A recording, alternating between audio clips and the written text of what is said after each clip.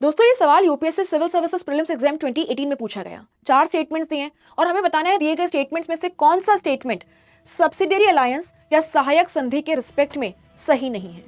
आप answer comment section में लिखिए, मैं आपको एक्सप्लेन करती हूँ। सो 1789 में फ्रेंच रिवॉल्यूशन की शुरुआत होती है and then it was followed by internal crisis. Now this crisis proved to be an opportunity for Napoleon Bonaparte, a young officer of the French army. 1795 onwards Napoleon की अध्यक्षता में फ्रांस तेजी से grow कर रहा था, आसपास की टेरिटरीज को ऑक्यूपाई कर रहा था।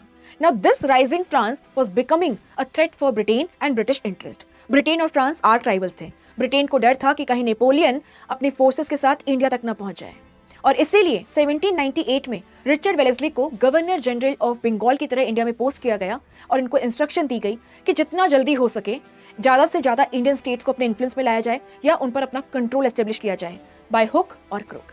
और यहाँ पे रिचर्ड वेलेस्ली के द्वारा सब्सिडियरी अलायंस की पॉलिसी को इंट्रोड्यूस किया गया। जो कोई इंडियन स्टेट इस सब्सिडियरी अलायंस को साइन करता था उसे कहा जाता था कि उसे कोई भी जो थ्रेट है, चाहे इंटरनल हो एक्सटर्नल हो, उससे बचाने का जिम्मा ईस्ट इंडिया कंपनी का। लेकिन बदले में ईस्ट इंडिया कंपनी को उसकी टेरिटरीज के विदिन एक ब्रिटिश कॉन्टिजेंट को मेंटेन करना होगा।